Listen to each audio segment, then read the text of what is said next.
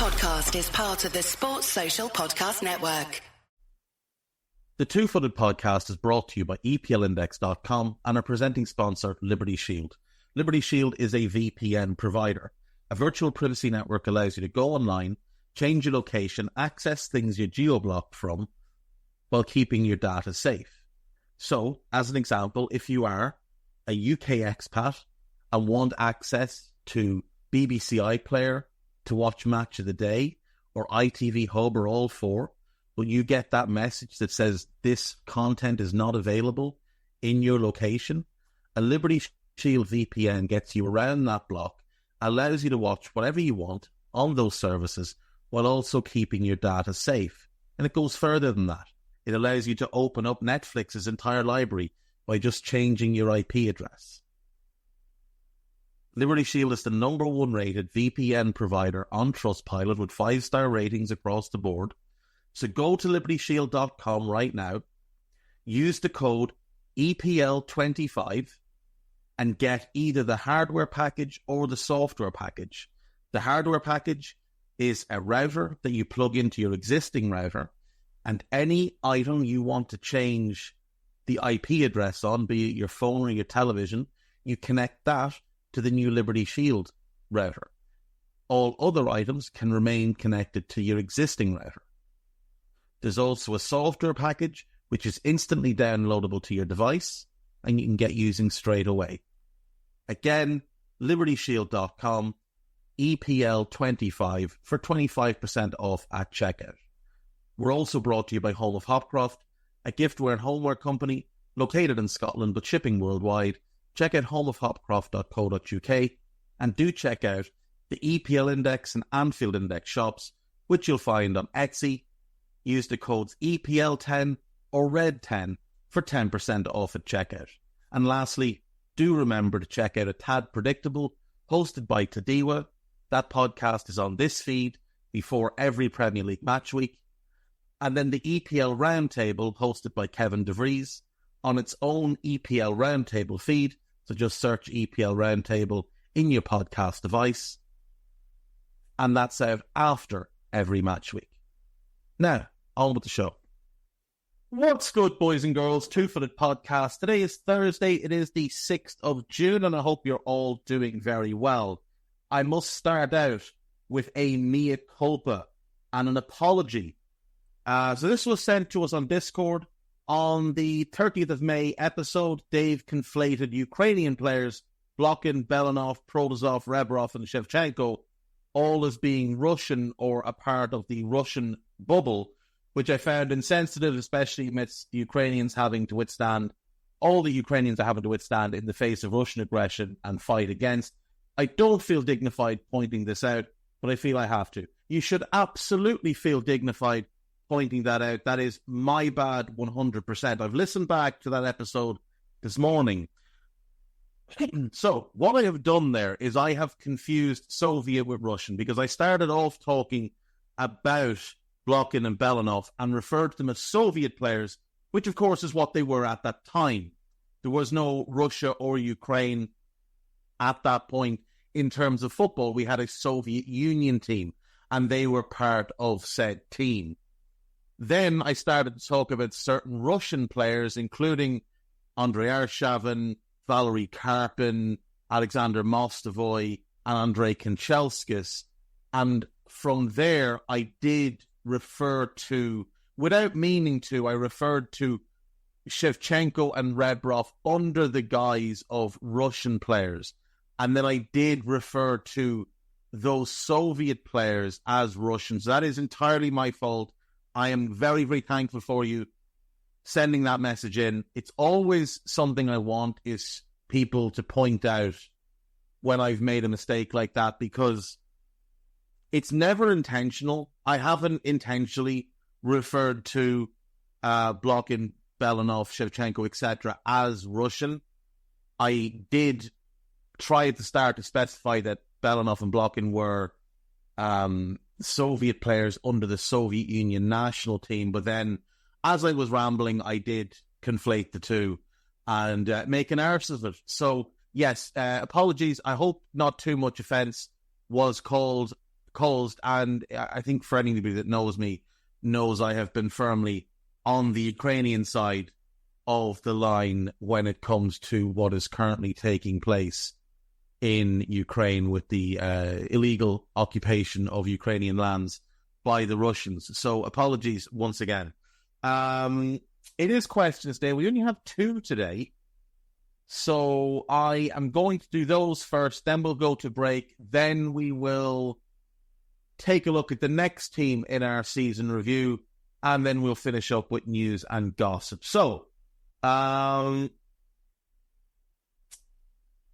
AMK2889, 5 teams, can it be national or club, that are looked on as being legendary, that you actually think are overrated. Oh, I like this. I do like this. So, I'm going to start very, very recently with the current Manchester City team. I know they won 4 in a row. I know they won a treble last year. But this team is overrated. This is not as good as the Manchester City team of 2017 to 2019. The league is just weaker, and European competition is weaker. Again, you look at this year's winners and the 2022 winners, Real Madrid, obviously, on both occasions. This Real is not as strong as the Real team that won from 2016 to 2018, but the competition is less. That Real team with the Bale, Benzema, Cristiano front 3, with the prime Modric, prime Kroos, prime Casemiro midfield, that was better than the current edition, without question. And is always overlooked when people talk about legendary teams. But I would say this Manchester City team in particular, like I look back across the history of the Premier League, the United treble winners was better than this City team. The invincible Arsenal team was better than this City team. The first Mourinho Chelsea team was better than this City team. I would argue the 3 in a row United team that won the League and Champions League double from 07 to 09 was about the same as this team, and it's overrated as well. So I'm going to put it in there as the number 2. It's not as good as the earlier United team. And from there hasn't been any great teams aside from 17 to 19 City and 18 to 20 Liverpool. They were great teams. Like, think about it for a second. Manchester City in 2 seasons took 198 points. 198 points. Liverpool in 2 seasons took 196 points. Those were great teams. This is a very, very good team. Absolutely the best team in the league, but the league is weaker. Like the Arsenal team that's just finished second in back-to-back years is not a patch on that Liverpool team that finished second in 18-19. It's not as good as the Liverpool team that finished second in 21-22 either. And it wasn't nearly as good as the original Liverpool team from a couple of years earlier. So I would say this City team, number 1. United 07 to 09, number 2. Like, look at the midfield in that team. Very good defence. Not great. Did have one incredibly good run, but not a great defence. A very good defence. An incredible attack. Like, a phenomenal attack. Rooney, Tevez, Cristiano, Berbatov, Nani. Having those 5 for 3 positions, sensational. Absolutely sensational. But the midfield was, like, Carrick was great. Fletcher was average. Giggs was well past his best. Scholes was past his best. Anderson was never quite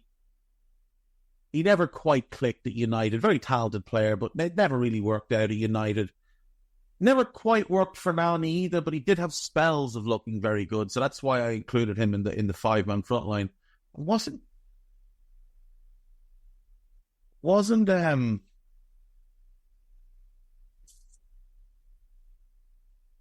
Park Ji-sung was there for part of that. He's another one that was significantly overrated. Like, when did Park Ji-sung arrive?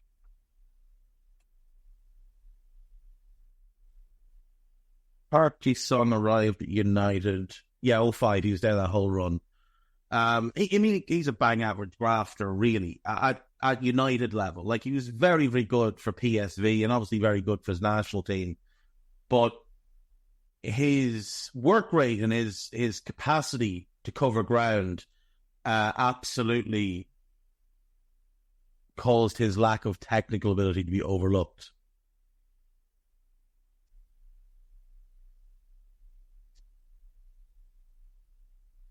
The next team I'm going to put in is the Brazil team of 2002, the last Brazil team to win the World Cup, which is held up as this all-time great killing machine, and really and truly was not. The 2002 World Cup might be the worst edition of the tournament, and that Brazil team, despite the fact they had Ronaldo, Rivaldo, and Ronaldinho, was quite dull and quite defensive.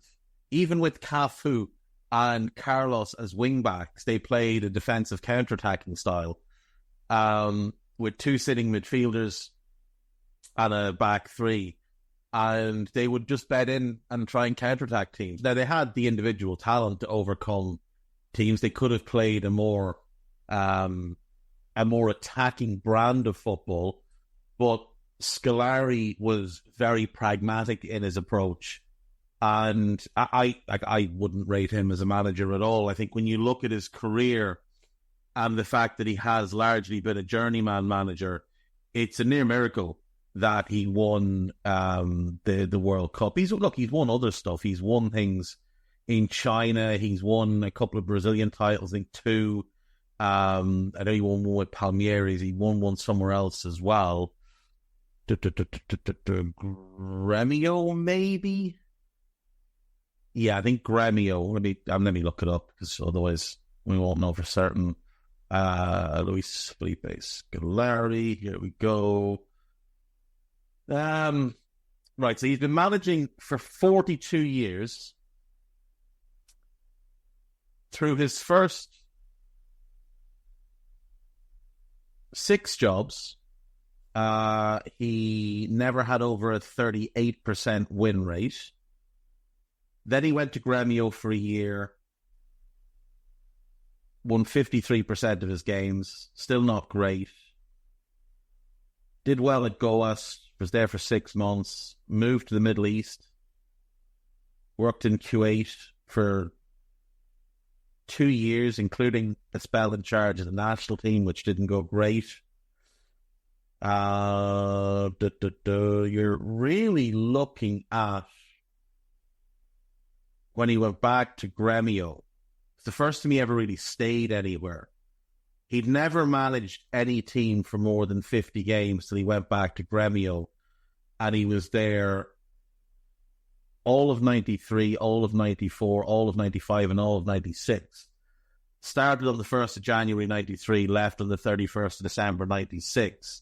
So 4 full years, 222 games, only won just under 45%, but he did win the Brazilian Serie A, he did win the Brazilian Cup, he won the Copa Libertadores, and then he won the Copa again with Palmeiras while also winning a league. Oh, he won the league title in his second spell there, not his first spell. He won the Libertadores the first spell, second spell he won the title. He won the J League, he won the Uzbek League, he won this Chinese League 3 times, and the Chinese Champions League, to his credit. But that was with Guangzhou Evergrande, who were just spending more money than everybody. And obviously, if you have kept track on them, they went to the wall and went bust because they were spending so much more than everybody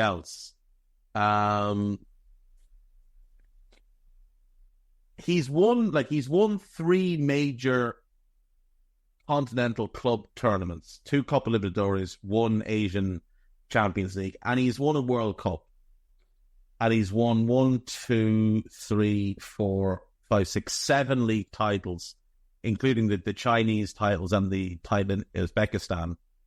But like the fact that he went from Brazil to managing Portugal for 5 years, got to a European Cup, a European Championship final, lost to Greece, had no further success there, went to Chelsea, lasted less than a year, and the next job he could get was in Uzbekistan.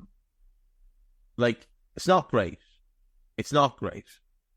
He's managed Gremio 3 times, Brazil twice. The second time was a failure.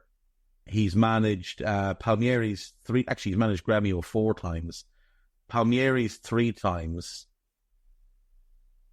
I just don't think he's a particularly good manager. I know he's had success, but I mean, he's been managing for 42 years and he's gotten some big jobs along the way. And in Brazil, there is a high churn of managers, and sometimes they make weird appointments. And I think him going to Gremio the first time was a weird appointment, but it did give him an opportunity, and he took that opportunity. But beyond there, and Palmeiras, I don't think he's done well at club level in big jobs. And it's 1 spell at Gremio and 2 at Palmeiras that he's done well, and obviously won the World Cup. But like, look how many jobs he's had. 5, 10, 15, 20, 25, 30, 32 jobs. That's insane. That's absolutely insane. Anyway, regardless, I think that team is overrated. Now, there's really good players in it, and it could have been genuinely great. Gilberto getting injured, or Emerson getting injured on the eve of the tournament, hurt them in midfield. I know they went on and won the World Cup, but it still hurt them. They weren't as good. The individual centre-backs I quite liked. I didn't like the blend of them all that much. That team should have been more. Like, it should have gone on and won multiple Copa Americas. It should have won another World Cup, probably, given the age profiles. Like, you look at that squad, Lucio 24, Rocky Jr. 25, Ed Nielsen 26. Rocky Jr. I wouldn't rate all that highly, but Lucio was excellent. And Ed Nielsen was excellent. Roberto Carlos was 29. He was still really, really good by the time the next World Cup rolled around. He was still playing regularly for Real Madrid. Cafu probably would have been gone, although he was still playing for... he moved to AC Milan the following year. So maybe he would have still been in the squad, but maybe not as a starter. Gilberto Silva was 25. Ronaldinho was 22. Ronaldo was 25. Kaká was 20. Danielson was in that squad. He was 24. Kleberson was 22.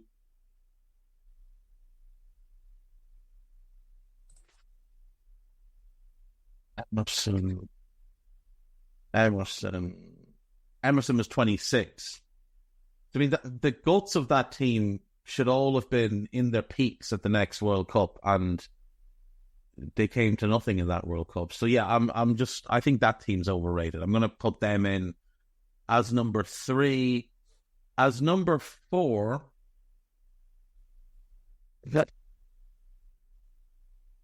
number 4. I mean, I'm inclined to say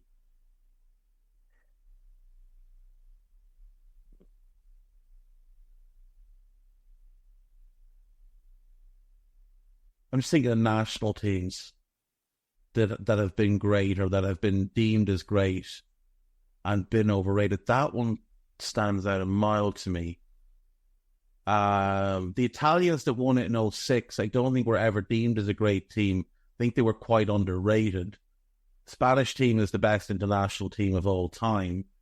The Germans in 14 were tremendous. France in 18 were really, really good. And obviously this Argentine team wasn't seen as a great team, just a great player and some great talent, but they were not expected to win the World Cup. If we go back before that Brazil team, the French team of 98 it genuinely was tremendous.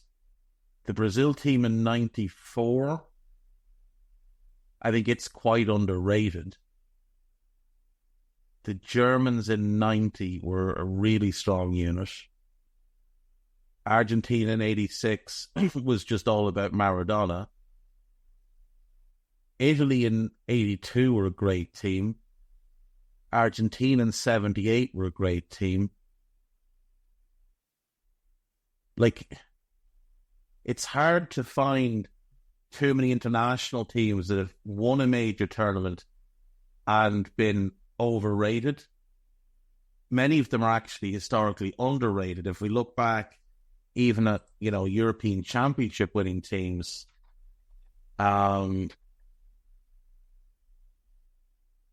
again, I do feel there's a level where they are underrated more often. Like the Italians that won it the last time, I think were underrated going in and are probably still underrated.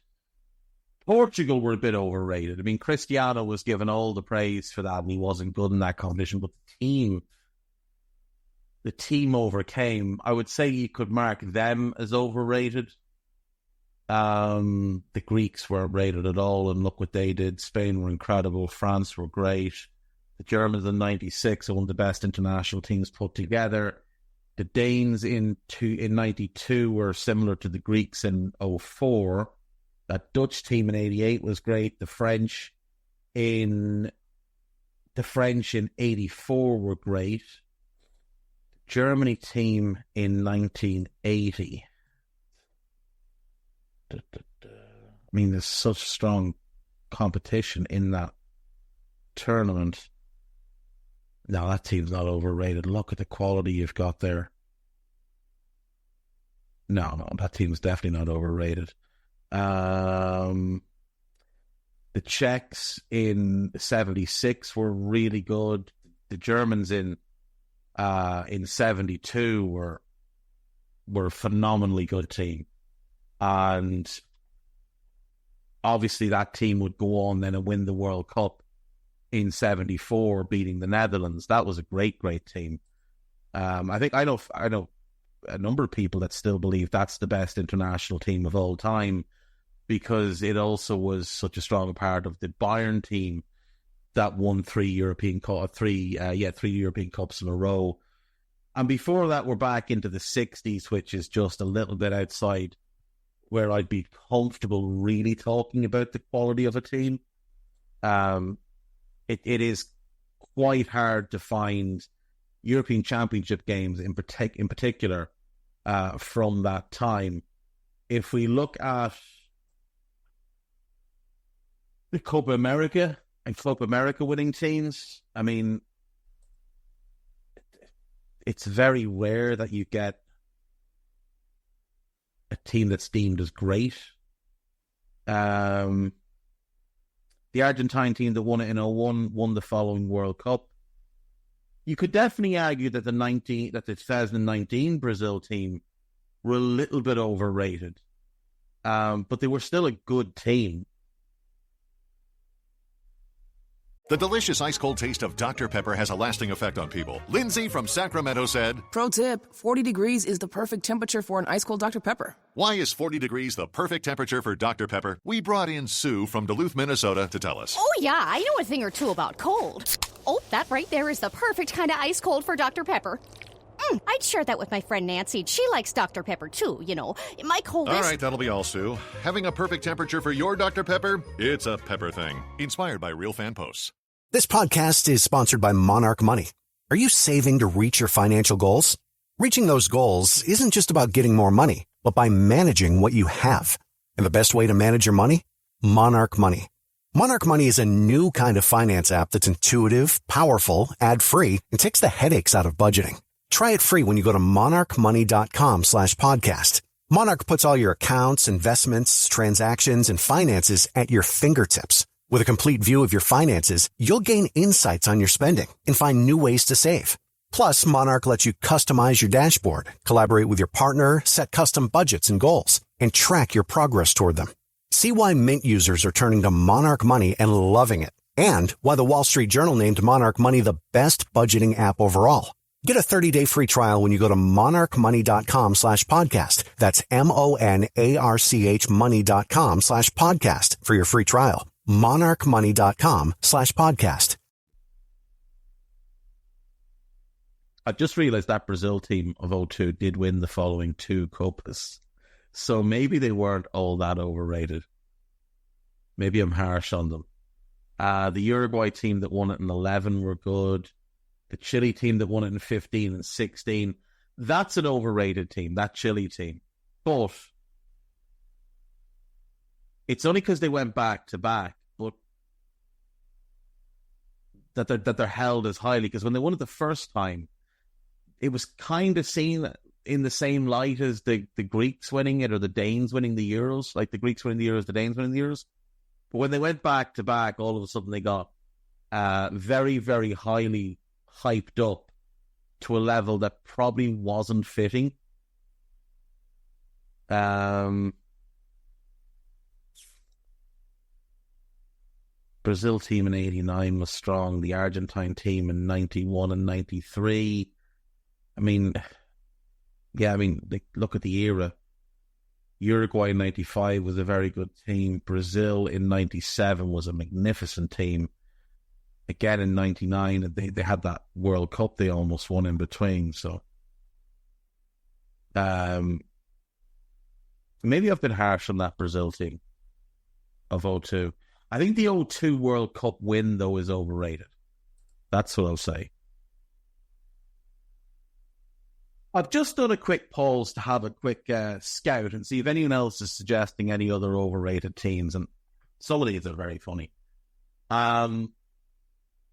Football Daily, which is absolutely terrible, have suggested that the Spain team of 2010 was overrated, despite the fact that team won 3 international tournaments and was just on a different level to everybody else. They've suggested that the Dortmund team of 97 was overrated. This is someone that didn't watch a single game in that period, probably wasn't alive in that period. They've put the Real Madrid 17-18 team. I mean, it's the same team as the 2 previous years. You can't separate it and say, well, that one season they were overrated, but they weren't the previous 2. It's just nonsensical. They've put the Arsenal Invincibles team in because they make the stupid argument that, well, they drew too many games. That's just how the game was at the time. Like, don't talk about things that you don't fully understand. And the issue here is that the person that's done this list on Football Daily is a moron and he continually posts moronic things on Twitter, most often for clicks. But this list is utter shite. I do agree with him on one team, though, and I am going to include this team. That's the AC Milan team that won the European Cup in 2003. Which, it's a really good... There's a lot of really good players in the team, and it's the making of what would become a great team. But they were a little bit... That iteration... Before the final moves were made, they won a European Cup. They weren't, and they're held aloft as a great team. But they were a much better team 2 years later when they lost to Liverpool. And funnily enough, they were a worse team again in 07 when they weren't. Like, their best iteration didn't win the European Cup, and the 2 lesser versions did.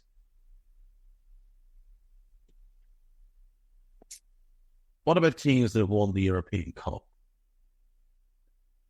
Overrated teams that have won the European Cup. As I said, City last year, a little bit overrated. Not still a very good team, but a little bit overrated.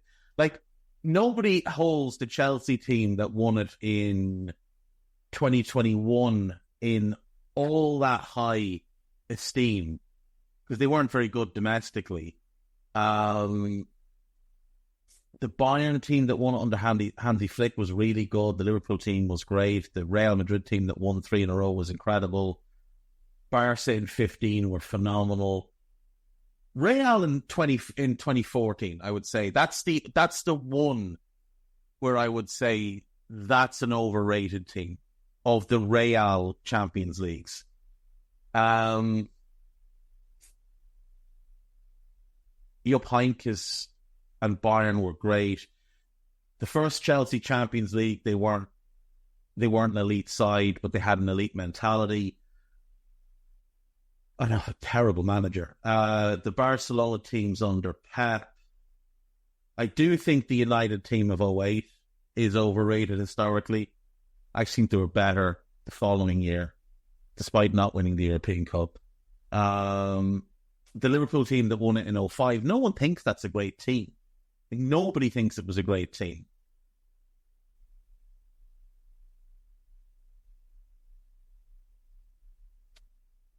Marseille, Red Star.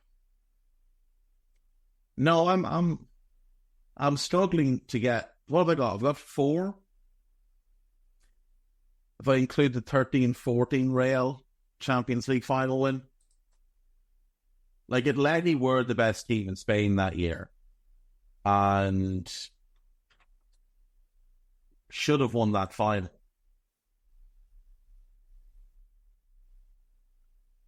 But I mean, there's still so many really, really good players in that Real Madrid team.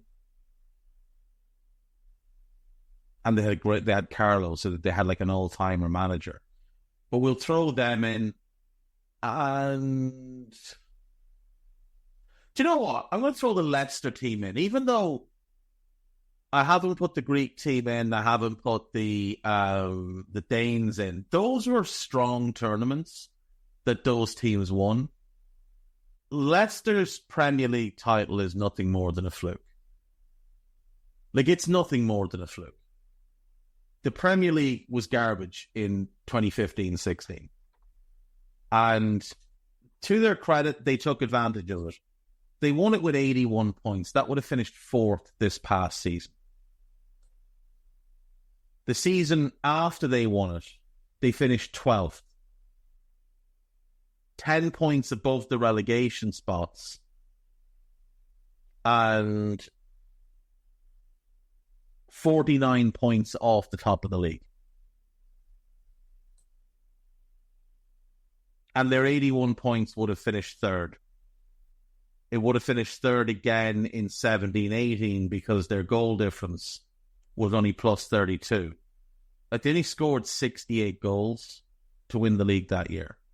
The league was just so bad. I mean, that Arsenal team, mediocre. Spurs, bottle jobs. City were pretty poor that year. United were awful that year. Southampton finished 6th in the league that year. Liverpool were garbage. Chelsea were garbage. That's a pure fluke of a season. Like, the season before, their 81 points would have got them 2nd, but they would have been 6 points off the top, while they themselves finished in 14th and stayed up because they had a really strong end to the season. 17-18, they'd have been 3rd. 18-19, they'd have been 3rd, and they'd have been 17 points off top and 16 off 2nd. They'd have been 3rd in 19-20, 18 points off top. 2021, they would have finished 2nd, but they still would have been 5 points behind. 21-22, they would have been 3rd. 11 points off 2nd and 12 off top. Last season, they would have been 3rd. And this season, just finished, they would have finished 4th. Do you know, like, there just wasn't a good team in the league that year, or a really good team in the league that year. So I'm going to throw Leicester in there. And there we go. Isaac Gilding. With the Euros coming up, what are you hoping will make this a good tournament? What needs to happen to make this better than the recent international tournaments we've been subjected to? So my argument against these international tournaments of why the quality is lacking is that there's too many teams. So the talent pool is diluted, I think, quite significantly. There isn't 24 good teams in Europe. There just isn't. There aren't even 24 good club teams in Europe, let alone 24 good international teams. And when you look at the groups, I mean, Group A, Germany are a good team. The rest are average or below. Group B is strong. You've got Spain, you've got Croatia, you've got Italy.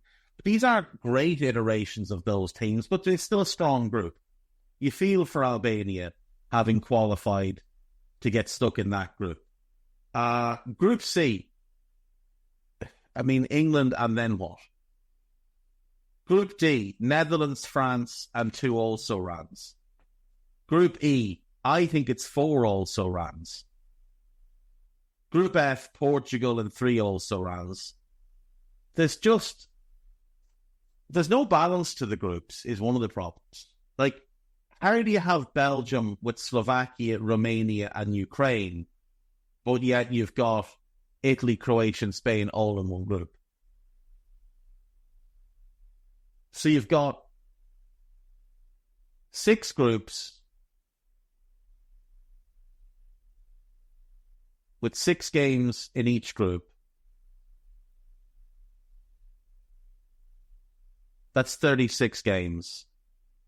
That puts us into the round of 16, which is another 8 games. It's 44. Quarterfinals another 4, that's 48. You're going to have 51 matches. It's just too many. It's too many games. It's too many teams. 16 was the sweet spot for the European Championships. This is just too many. What needs to happen?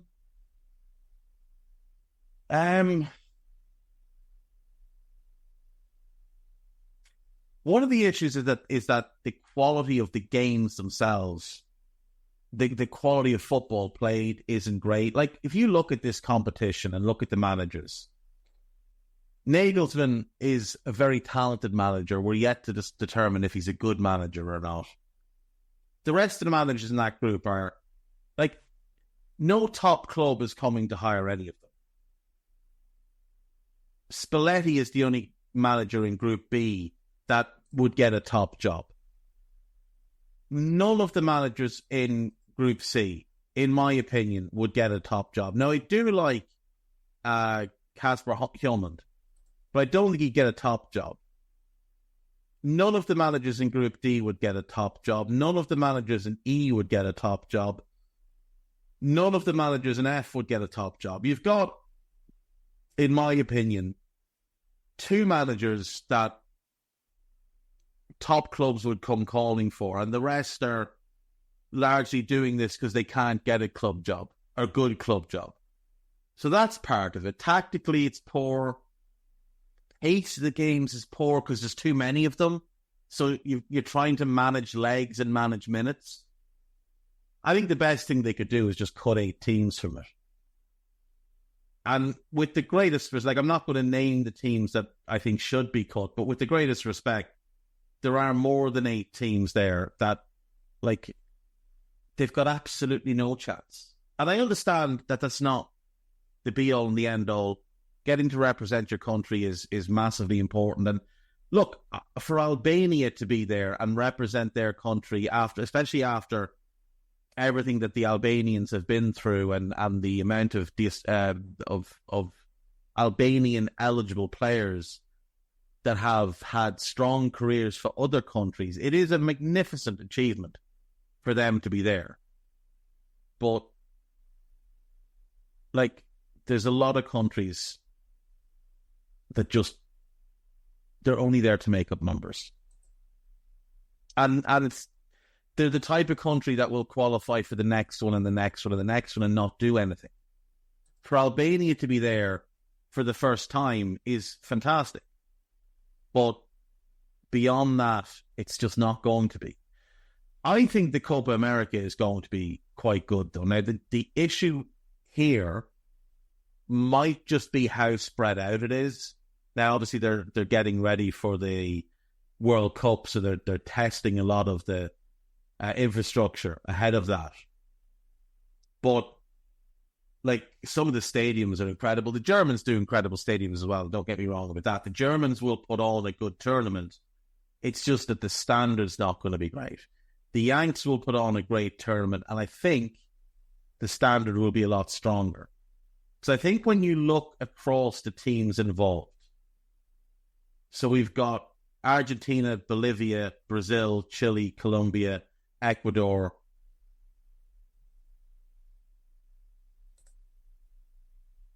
Paraguay, Peru, Uruguay, Venezuela, Jamaica, Mexico, Panama, USA and Canada, plus Costa Rica, of course. USA, Canada, and Mexico are the strong teams from the CONCACAF. And then Argentina, Brazil, Ecuador, and Uruguay are the strong teams from the South American group. That gives us 7 of 16 that realistically could win this competition if things break for them. How many teams can realistically win the Euros? 4, maybe 5 from 24? I think this is going to be quite good. The Copa America. I don't think the Euros will be great. I think the Copa America actually could be a lot of fun. But the challenge there is the travel. Now, they're starting a week later than the Euros. I kind of wish they were starting at the same time so that there was bigger gaps between games to allow players to recover from more of the travel. I'm looking forward to it, though. Like Group A, you've got Argentina, Peru, Chile, and Canada. I think that's a strong group. Mexico, Ecuador, Venezuela, and Jamaica. That's a pretty strong group. United States, Uruguay, Panama, Bolivia.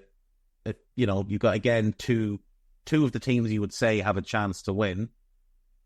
Brazil, Colombia, Paraguay, Costa Rica. Brazil, the only team there.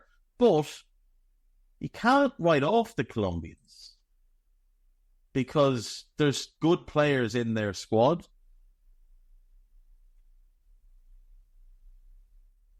And if we look at the current state of the South American World Cup qualifiers, Colombia and Venezuela, who I didn't name as teams I think can win, are both doing really well and are currently in position to qualify automatically for the next World Cup. They're both ahead of Brazil. So I think there's more parity. And that's where it comes to. There's more parity in South America with the traditional Copa America teams. And adding the CONCACAF teams, I think, is great.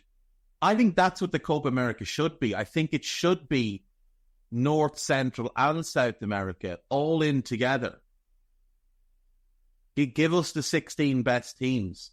And I think that's a much better mix and a much better blend and a much better recipe for a great competition. I don't really see a path to the Euros being particularly good. We might see a couple of breakout stars. One thing that could make it good is if we get a team that just emerges.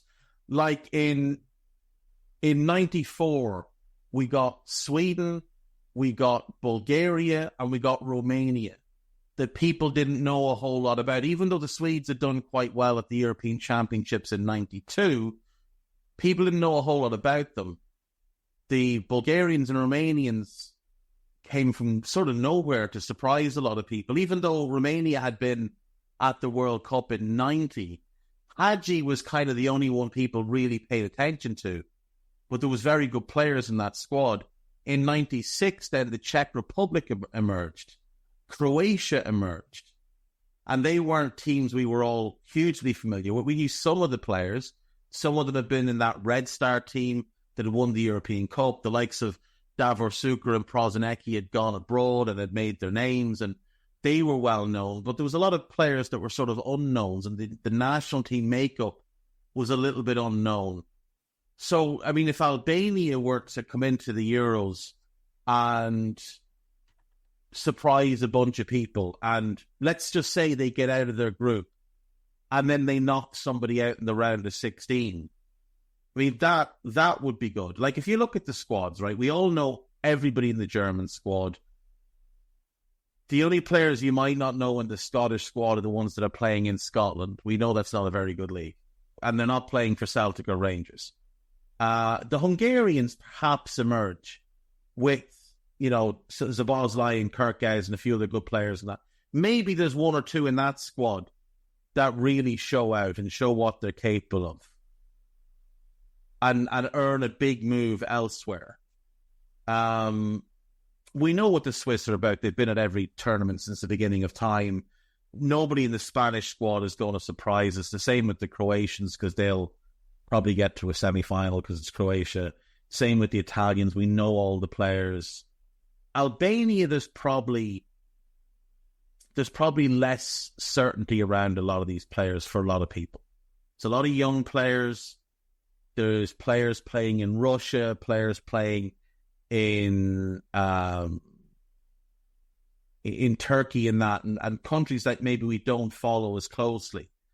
And maybe someone like Murash Kumbula finally shows why people like me have been talking about him so highly for the last 4 to 5 years. Maybe the Slovenians do similar. Again, there's players playing in leagues we probably don't pay enough attention to. Maybe there's one or two there that really show out and earn the next move. I think we're mostly familiar with a lot of the Danish players. Certainly familiar with a lot of the Serbian players. But again, there's a couple in Russia, a couple in Turkey that maybe people don't know all that well. We all know all the England players. The Poles, I mean, at this point, I think they've been in enough tournaments that we're all familiar with most of the players. Obviously, most people know all the Dutch players. Austria is an interesting one. There's a couple of interesting players in their own league that might get an opportunity here and potentially surprise some people. We all know all the French players. We know most, if not all, the Belgian players. Slovakia, they're another one maybe to keep an eye on. Maybe there's one or two there that could surprise people. Maybe someone like Adam Obert, the young centre-back at Cagliari. Maybe he's one that shocks some people and gains some attention. Again, Romania, I mean, they've kind of been forgotten in recent years, but maybe there's somebody there other than Radu Dragozan that catches the eye. Ukraine, I think Sudakov, if Ukraine do well, Sudakov has a chance to really make a name for himself. I think a lot of people are fairly familiar with a lot of the Turkish players because they've moved through Europe quite a bit. But there's definitely some really good home-based players in that squad. Georgia are one. Like, everybody knows Kvaratskhelia. A lot of people know Mamardashvili. I don't know that people are hugely familiar with the rest of the players in that squad. Mikitadze, he's one that might be new to people. Divdashvili at Bordeaux, he might be new to a lot of people. So that might be one to keep an eye on. There might be someone in that Georgian squad who really makes this kind of their coming out party. Portugal, we all know. The Czechs, a lot of home-based players, so potentially someone steps out and shows the world that they're ready for a big move. You know, but I think that would be the thing for me. If there's one of these countries, or even one of the players from these countries that we're not familiar with, that really has a big tournament and makes a name for themselves, that would make it good for me. I'll go to break. I'll be back. Right, welcome back. So we move on to Bournemouth in our walk through the 20 Premier League clubs. And actually, on the topic of going through the 20 Premier League clubs, today we're a host of A Tad Predictable is going to be running a 20-part series over the next month where he predicts each team's 24-25 season. So do make sure to keep an eye out for those. And also, coming once a week, we're going to have Stat Me Up, which is an Anfield Index podcast that we're moving to EPL Index, at least for the summer. Dave Davis and Ben Boksak, who's an excellent journalist. If you don't follow him, you should. Hungarian journalist, very clued in on Hungarian football, but really good statistically, really knows his stuff.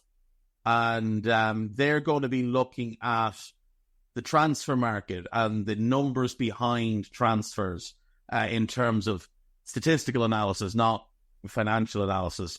So those are going to be coming out. Do check them out. They're going to be really good. And myself and Carol Matchett will be doing daily Euro 24 podcasts. Now, there will be days where it's myself and Guy Drinkle. There'll be days where it's Carol and Guy Drinkle. There might be days where it's just me, depending on schedules. But we are aiming to do every day through the tournament. Not just Euro 2024. We will be looking at the Copa as well, but the focus will be on the European Championships. Now, on to Bournemouth, who have just finished off a really strong campaign. Obviously, finishing 12th in the league is not necessarily the best outcome. They have finished higher in the past, but it is their highest ever points tally in a Premier League season. Last summer, they made the big brave decision to move on from Gary O'Neill and bring in Andoni Iraola, a manager who had gained a really strong reputation for his work with Rayo Vallecano. 3 years there, really improved that club year on year on year, working with minimal resources as he had previously at Mirandes and at Larnaca before that. I was one of a few people, or one of a lot of people, that was very high on that appointment. Obviously, the talking heads and the gammons were very upset that Gary O'Neill was removed, and then spent the first probably 2 months of the season trying to slate Bournemouth, to slate Iraola, to call Bill Foley a fool, and suggest that they'd made a mistake, because obviously Bournemouth had the poor start to the season. 3 draws and 6 defeats in their first 9. Then they beat Burnley. Then they got hammered by Manchester City. So 11 games in, they had 6 points, and people were writing them off and saying they were going down. Then they won 6 of 7 with a draw against Aston Villa, the outlier there. And all of a sudden, the season had turned around for them. Did a bit of a wobble in January, February. 4 defeats and 3 draws in a 7-game run, but then it was 4 wins and a draw out of 5, and a mixed end to the season. But again, they're Bournemouth. They're not going to put together 15-game unbeaten runs. That's unrealistic to expect. But for them to get to 48 points, to finish above that Wolves team managed by Gary O'Neill, which had more talent and allegedly had the better manager, to score more goals, concede only 2 more despite playing a far more attractive brand of football than Wolves. I do think that's a really good outcome. They finished level in points with Brighton and only 1 point outside the top half, 1 point behind Crystal Palace. They finished above Fulham, who have, a good manager and some good players. They were very, very comfortable this year. There was no talk of relegation. Once they got that run under their belts where they won 6 and drew 1 in a 7-game span, they were never in danger. They never dropped below 14th, and they were only 14th for 1 week. They were 10th for multiple weeks. Now, they ended the season disappointingly with 3 straight defeats, but away to Arsenal and away to Chelsea among that. The Brentford one is the one they'll be disappointed by. FA Cup, they got to the 5th round, beat QPR, beat Swansea, lost to Leicester at home. That's disappointing because Leicester were a championship side. You should be beating them. Got to the 4th round of the EFL Cup, beat Swansea, beat Stoke, lost to Liverpool, no shame in that. Liverpool went on to win the competition, obviously. And you gave Liverpool a really tough day. It was a really tough game. So overall, I think they can be absolutely delighted with how their season has gone. And when we look at the players that came in last summer, Justin Kluivert, a mixed season, I would say, for Kluivert. Some good patches, some poor patches, but 7 league goals and 9 in all competitions. For $9.5 million, that's a good return. Milos Kerkez developed as the season went on. By the end of the season, he was playing really well. Alex Scott obviously had some injury issues early in the season, but when he played, he was excellent. Max Aarons, couple of really good games, couple of poor games. Overall, fairly average and did have some injuries. So maybe right back is somewhere they'll look to improve. Rowan Favour obviously went on loan in the first half of the season, was brought back for the second half of the season, and in limited action, I thought he looked pretty comfortable in the Premier League. Tyler Adams missed most of the season with injury, and that's a shame. But next season, I'm hopeful we'll see a lot more of him. Only 3 Premier League appearances this past season. Hoping for a lot more next season. I think he can be a big player for them. And Luis Sinisterra, who obviously joined on loan from Leeds, started pretty well. Goals weren't there, but the performances were. Then he got hurt, but they made the deal permanent. And I think next season we will see him kick on. There's players in that squad that didn't have great seasons that I think next year could become more of a factor. I think Dango Ouattara, who's still only 22, is one that could kick on next year. Sinisterra, if those are your wingers with Alex Scott as the 10 behind Solanke, all of a sudden that's a really good front four. And you've got Semenyo and Kluivert and Ines Ural, who they've now made permanent, as your rotation, as well as Tavernier. So that's a really strong group of players. Ryan Christie can play as a 10 if you want, but I do think he prefers playing in the double pivot. You've got Cook, Favre, Christie, Adams, and Billing, all for that double pivot next year. That's strong. And again, Billing could play as a 10 if you need them to, but that's a really good group. They've also got David Brooks that they can bring back if they want to. I think he might be a sale.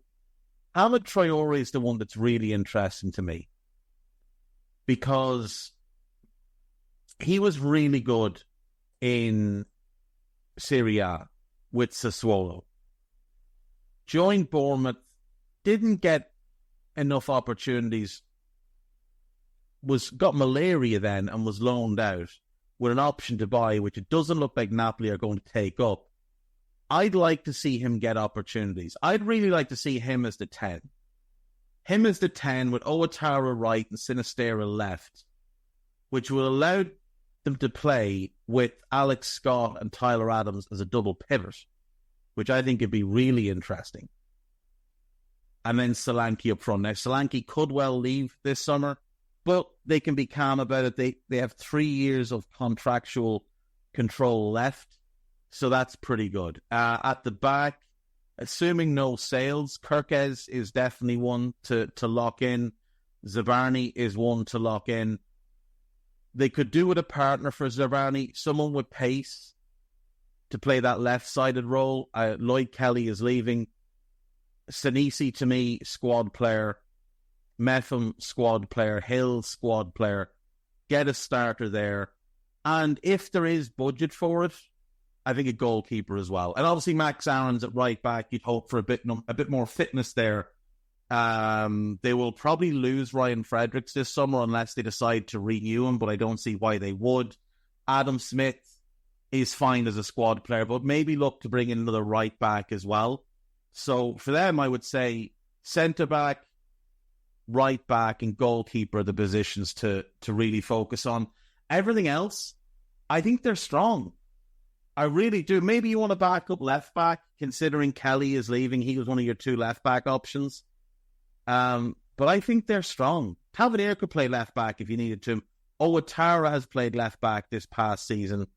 So they do have those options. But I think that's a very strong squad, and I'm quite looking forward to seeing what comes next for them. You know, I wouldn't be at all surprised if they're making calls on some of the players at Burnley following the relegation. It wouldn't surprise me at all if they're having a look at potentially Alfie Doughty to bring in, if Kirkes leaves, to bring Doughty in. There's a couple of players at Sheffield United that maybe would make some sense for them. The big one is going to be what happens if Solanke leaves. I do like Ines Unal. I think he's a good player. I think he's a backup. So that's the backup 9 taken care of. If Solanke leaves, you're going to need to buy a starter. The plus side is you're probably going to have a lot of money to work with, because I don't think he's going anywhere for less than 60 million. I'm not saying I think he's worth that. I'm saying I think that's what the market will dictate he brings in.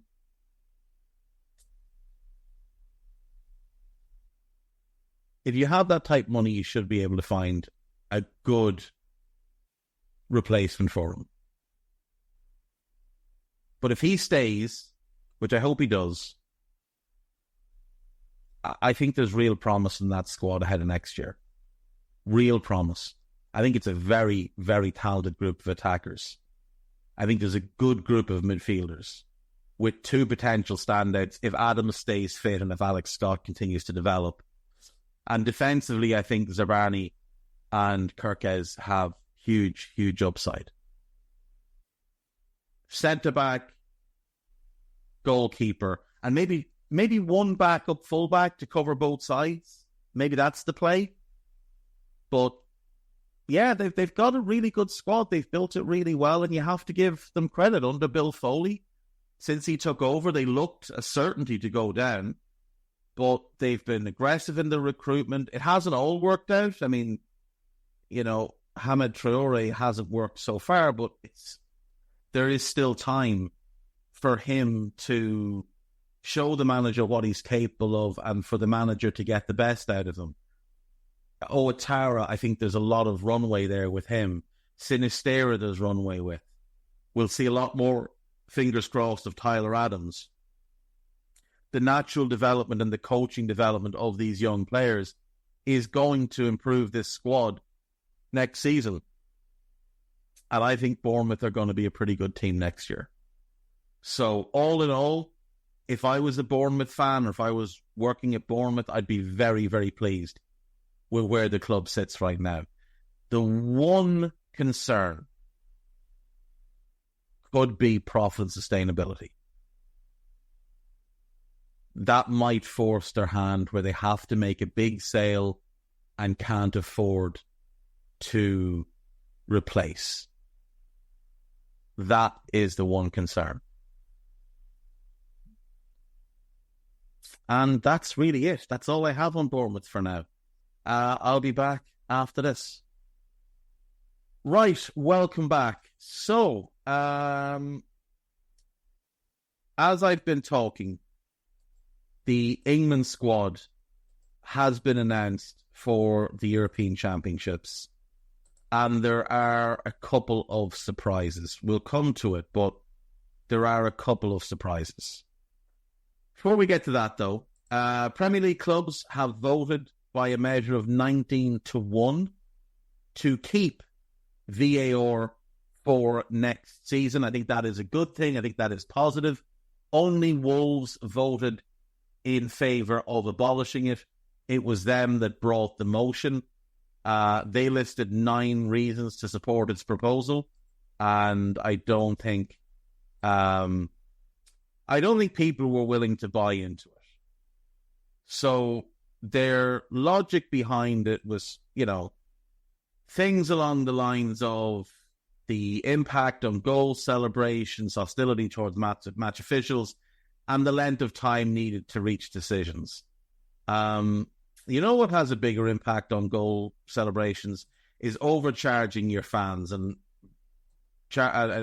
pricing long-time supporters who are working class people out of your club. That, to me, is more of an issue. Birmingham have appointed Tottenham Hotspur assistant boss Chris Davies as their new manager on a 4-year contract. He worked with Brendan Rodgers at Swansea, at Liverpool, at Celtic, and at Leicester. He then went back to Celtic to work under Ange Postecoglou, who brought him to Tottenham, and he is very, very highly regarded. He's been coaching a long, long time now. He was an analyst, I believe, at first, then he moved into more of the coaching side. I think this is a very clever appointment. They screwed up massively when they appointed Wayne Rooney, and there was talk they were looking at Lampard. And I said yesterday, look, I think that could be a good move for him. Don't know if it was going to be a good move for them, because I don't know that Frank Lampard is ever going to be a good manager. But I think it would have been a good move for him to go to a lower league and to start learning how to be a manager, to carry on what had begun when he was at Derby. But they've decided to go with Chris Davies, and I think it's the right appointment. The Italians have named their squad in full. Gigi Donnarumma, Alex Moret, and Vicario are the goalkeepers. Bastoni, Bellanova, Buongiorno, Calafiori, Cambiaso, Darmian, Di Lorenzo, Di Marco, Mancini, and Federico Gatti are the the defenders rather. Barea, Cristante, Fagiolo, Folorunshu, Fratesi, Jorginho, and Lorenzo Pellegrini. That's a strong group of midfielders. I mean, Cristante is a little bit past his best, and so is Jorginho, but I do like the rest of the group. In attack, Chiesa, El Shaarawy, Raspadori, Zaccagni, Scamacca, and Retegui. It's a pretty good group of strikers. It's a decent squad the Italians have put together. And they've got one of the two best managers in the competition. The gentleman accused of headbutting Roy Keane, Scott Law of Walton Abbey in Essex, has been found guilty at the Highbury Corner Magistrates Court. He has been handed a 3-year football ban, ordered to complete 80 hours of unpaid work, community service. He will also have to pay £650 of legal costs and a victim surcharge of 114. Yeah. Good enough for him. Absolutely good enough for him. Thought he was the big man, had probably had a few drinks, threw a headbutt into Roy Keane, then filled his pants, and then when he was on the stand being asked about it, had himself a big old cry. And good enough for him. The England squad, so it has been announced. And there are not one, not two, not three, but 4 Crystal Palace players in the squad, in Gareth Southgate finally waking up and realising that club form matters, and that just because a fella has done it in the past for you doesn't mean he's going to do it again. So, the England squad: goalkeepers, Pickford, Ramsdale, Henderson. Defenders, and here's where one of the big omissions is: Lewis Dunk, who I don't think should have been brought, but whatever. Joe Gomez, Mark Guehi, Ezri Konsa, Luke Shaw, who, again, I don't think should be in the squad because he's not fit. John Stones, Kieran Trippier, and Kyle Walker. No Harry Maguire. Maguire is carrying an injury. However, Shaw is also injured, and yet he's in the squad. I think Maguire has been told, you're out. And the injury is easy cover for it.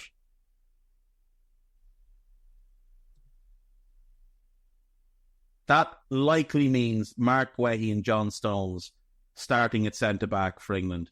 which is the best possible pairing they have from that squad. So Branthwaite and Kwanzaa have not made the cut from the defensive group, and obviously Trafford from the goalkeeping group. No one expected those three players to make it regardless. In midfield, it's Trent Alexander-Arnold, Conor Gallagher, Kobbie Mainoo, Declan Rice, and Adam Wharton. And I have to say, I think if Southgate is smart, he starts with Rice and Wharton as the double pivot. I think that's the best possible pairing for England. Now, the problem there is he's going to want Trent in the team. I think at this point he's finally realised he should have Trent on the pitch. But what he should be doing is putting Trent at right back. He should not have brought Kieran Trippier. He should have brought Kyle Walker and Trent as his right backs, Shaw and Gomez as his left backs, and he should have brought another centre-back to go with Guehi, Konza and Stones. If he's smart, he plays Rice and Wharton together. And that frees up Declan Rice to play box-to-box, because Wharton's not a defensive midfielder, but he can sit in and hold. And in international football, you're not going to get transitioned on too often, and England will have most of the ball, which means a player like Wharton, who can unlock defences, who can break lines with his passing, would be very valuable. In attack, Jude Bellingham's been named as an attacker, which tells you he's playing as the 10 and none of this double pivot nonsense like some idiots had suggested. Jared Bowen is in. That's one I'm a little bit surprised by. Eberechi Eze is in. Phil Foden is in. Anthony Gordon is in. Harry Kane is in. Cole Palmer is in. Bukayo Saka is in. No surprise with most of them. Ivan Toney and Ollie Watkins are both in. I thought he'd pick one or the other. I didn't think he'd pick Toney, and I didn't think he'd pick Bowen. But he's picked both of them, and he's left out Jack Grealish, and rightly so. And James Maddison, who I think can feel a little bit aggrieved. Now, he himself has taken to Twitter and said he's gutted to be left out, but he understands the reasoning, that his form at the end of the season wasn't the strongest. I think he's taken it quite well. But he's also left the group when allegedly he was going to start the game on Friday. So maybe he was told, look, you can go, it's fine, we'll make do. But maybe he should have stayed and played that game. I thought he should have been in the squad. I don't, like, if you look at that group, you've got Bowen, Foden, Palmer and Saka, whose primary position is all on the right. You've only really got Gordon, who plays primarily on the left, and then Bellingham and Eze, who play primarily as 10s, and then three strikers. So I didn't think Bowen would go, because I thought, well, he's going to bring the other three. But I'm glad he is bringing Bowen. It's a reward for his form. He certainly deserves to be there more than Jack Grealish. But I would have brought Maddison over Ivan Toney. I wonder if Toney has been brought because he missed out on the World Cup.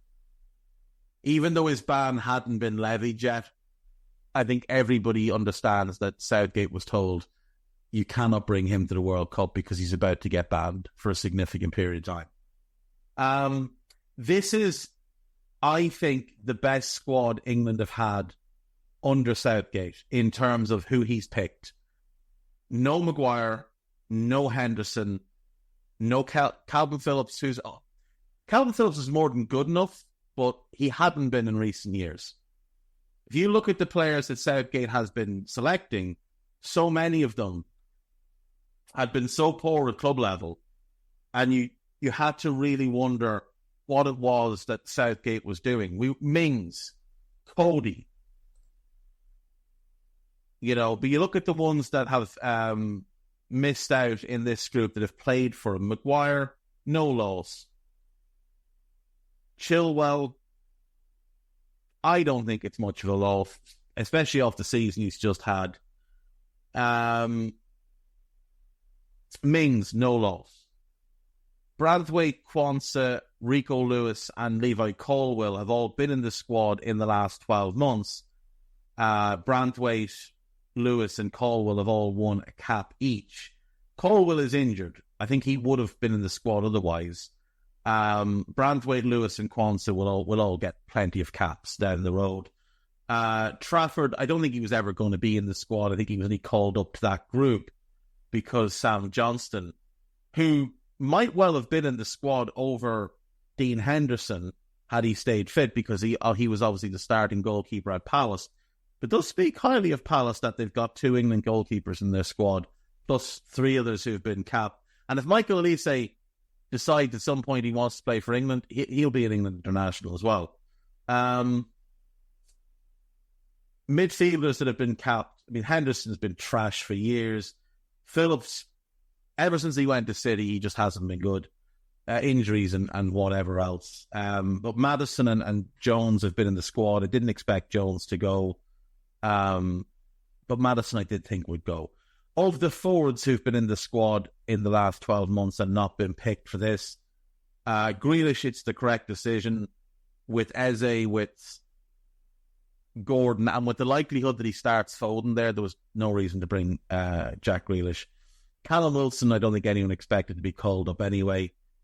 I do think the biggest shock omission is probably Marcus Rashford overall, even though we've had time to process it. And even though based on the season he's had, it was absolutely warranted to leave him out. Absolutely warranted to leave him out. But I do think that one was a bit of a shock. Because he's still a very good player. It's not like a Henderson situation. I think he's been brave with this squad. I do. I think he's been brave. And I think he's gotten all bar one call right. But was there a need for Maddison? Probably not. At least having Tony, you can always throw 2 up front.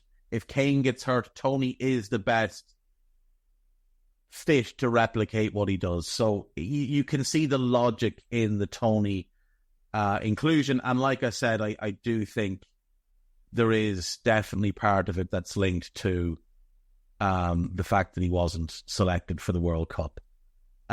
We'll do the gossip and we are done for today. Atletico Madrid have approached Angel Pereira, Rodrigo de Paul and Nahuel Molina to inquire about the availability of their compatriot, Julian Alvarez. Paris Saint-Germain are also interested in Alvarez. Manchester United have joined Liverpool in the pursuit of Lenny Yoro. A bid by United is unlikely, and Real Madrid lead the race to sign Yoro. I don't believe they do, but I think if he's still available at the end of the summer, they might just come back in and get him. Manchester City are set to hold talks with Pep Guardiola over his future. He's not extending while the charges are sitting over them. Erling Haaland has refused to comment on reports he is in talks with City about extending his deal. Tottenham are set to rival Aston Villa in the race for Conor Gallagher. I think that's just lazy journalism. Sweden striker Alexander Isak has been linked with Arsenal, but he says he's enjoying himself at Newcastle and has no thoughts about leaving. Bayern Munich want to extend Alphonso Davies and are not interested in Zinchenko. That's not a surprise to anybody. Galatasaray are interested in Anthony Martial, but he will have to lower his wage demands. What wage demands can he really have? He's been at United for, 9 years? 9 years. 9 years. Was trash in, I would say, 6 of those years. Decent in 2 of them, and very good in 1. And he's been crap for 4 years. And had a loan at Sevilla that was a disaster. What wage demands could he realistically have? Like, nobody should be offering him decent money. That boy has wasted his career. He's now 28. He'll be 29 in December. He has had 1 very good season in his career. And that's it. What a waste of talent. Besiktas were in talks with Giovanni Van Bronckhorst. With Ole Gunnar Solskjaer before appointing Gia Van Bronckhorst. No, they weren't. But ESPN reported yesterday that they were interested in Ole, and then about 2 hours after that report came out, they appointed Giovanni Van Bronckhorst, and this is backtracking. Fulham midfielder Andreas Pereira says he will discuss his future with his agent after this summer's Copa America. I'm not sure where he thinks he might go, but like maybe he gets a continental move. Maybe it's a move for money. Maybe he goes to Saudi, but like he's not good enough to play at a higher level, really, especially in the Premier League. West Ham have bid 6.8 million for 24-year-old Brazilian defender Vital for Internacional. It may or may not be true. They are scouting Brazil quite heavily. Newcastle are in advanced talks to sign Lloyd Kelly. Liverpool are targeting a new goalkeeper as they prepare for Queven Kelleher's departure. I think Vinicius Yaros can just step in and take that spot. Everton are planning a move for Max Lowe. Why? Tottenham, Liverpool, Newcastle and West Ham are interested in Lateral Gertrude. West Ham is about the right level for him. Graham Potter is a candidate to replace Arne Slot as as Feyenoord manager. He turned down Ajax. It would be quite funny if he went to Feyenoord. But I think it would be a better job for him because I think Ajax is a bit of a dumpster fire at the minute. Barcelona are set to make a move for Mikel Moreno, formerly of Newcastle, Borussia Dortmund, currently of Real Sociedad. He's a good player. He doesn't fill their need at defensive midfield, though. And finally, Carlo Ancelotti has asked Nacho to reverse his decision to leave Real Madrid. I don't know, has he made a decision? He said he'd just talk to them after the Euros, I think. So we'll see. Right, folks, that's me. I will speak to you all tomorrow. Take care of yourselves. Bye-bye. Sports Social Podcast Network.